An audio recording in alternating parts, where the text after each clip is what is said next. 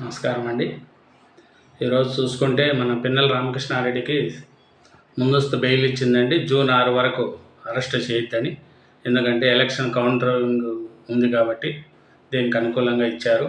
అట్లే చింతమనేని ప్రభాకర్కి, నెక్స్ట్ జేసీ అస్మత్కి వాళ్ళకు ముందస్తు అరెస్ట్ చేయొద్దని బెయిల్ ఇచ్చారండి. తర్వాత గవర్నమెంట్ వస్తుంది, ఎవరి మీద కేసులు పెట్టాలా ఏమి అనేది తెలుస్తుంది. అది వచ్చిందండి. మన పిన్నమనేని రామకృష్ణారెడ్డి పారిపోయాడు. మళ్ళీ ఇప్పుడు ఎక్కడ ఉన్నాడో తెలియట్లేదు, కానీ బెయిల్ అయితే ఇచ్చింది. ప్లస్ ఇప్పుడు పరిస్థితి ఏమిటంటే జూన్ 4న టీడీపీ గవర్నమెంట్ వస్తే చాలామంది వైసీపీ నాయకులు జంప్ అయిపోయి దేశాలు ఇడిచి వెళ్ళిపోతారు. ఇప్పటికే చాలామంది రిక్వెస్ట్లు చేసుకుంటున్నారు, క్షమించమని అడుగుతున్నారు. కృష్ణా జిల్లాలో ఒకరిద్దరేమో అప్పుడే చంద్రబాబు నాయుడికి అప్పుడే క్షమించండి, తప్పులైనాయి అని చెప్పుకుంటున్నారు. చాలామంది దేశం వదిలి వెళ్ళాల్సి వస్తుందండి వైసీపీ నాయకులు రేపు టీడీపీ గవర్నమెంట్ రాగానే.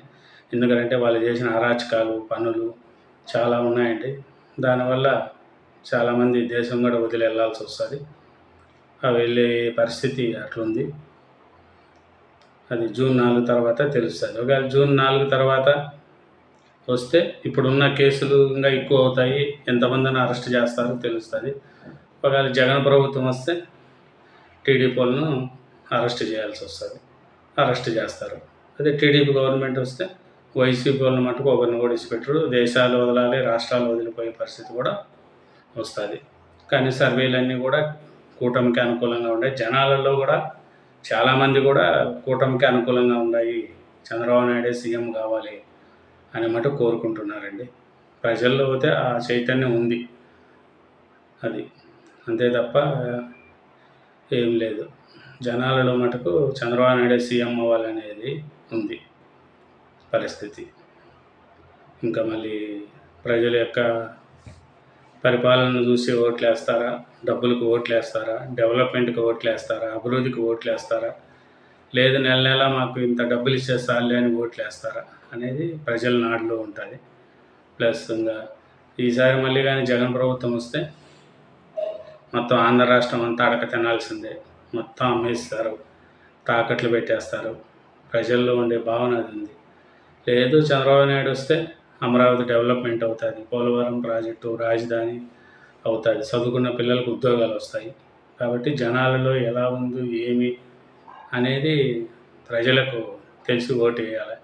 ప్రజల నాడు ఎలా ఉంది అనేది వాళ్ళ తెలుసుకొని వేసింటారు అనుకొని ఉన్నాం. ఎందుకంటే ఈసారి చాలామంది నిరుద్యోగులు, ఉద్యోగులు, గవర్నమెంట్ ఎంప్లాయీస్ మొత్తం వ్యతిరేకంగానే ఓట్లు వేశారు. కాబట్టి మనకు తెలిసి అవుతే తెలుగుదేశం పార్టీయే అధికారంలోకి వస్తుంది, చంద్రబాబు నాయుడు సీఎం అవుతాడని గట్టి నమ్మకం ప్రజల్లో ఉంది. ఇంకా దాని తర్వాత ఎవరు ఎలా ఉంది ఏమనేది చెప్పలేము, కానీ ప్రజల యొక్క నాడి మటుకు చంద్రబాబు నాయుడు సీఎం అవ్వాలని ఉంది చెప్తున్నా. కాబట్టి చూద్దాం జూన్ 4 తర్వాత ఫలితాలు ఎలా ఉంటాయి, ఏమి దాని పరిస్థితి ఏమి అనేది మనం ఆలోచించుకోవాలి. ప్రజల యొక్క నాడి ఎలా ఉంది, ఎట్లుంది ఏమి.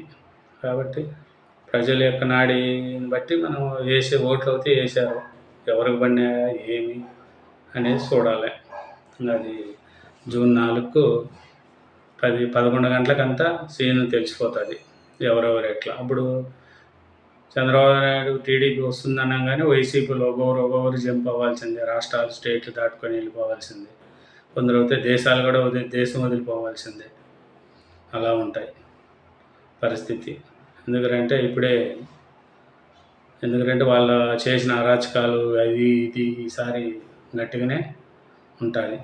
దీన్ని బట్టి జూన్ 4 వరకు మనం అయితే చూడాల్సిందే. Thank you. నా ఛానల్ను సబ్స్క్రైబ్ చేసి ఆదరించండి ప్లీజ్. Thank you.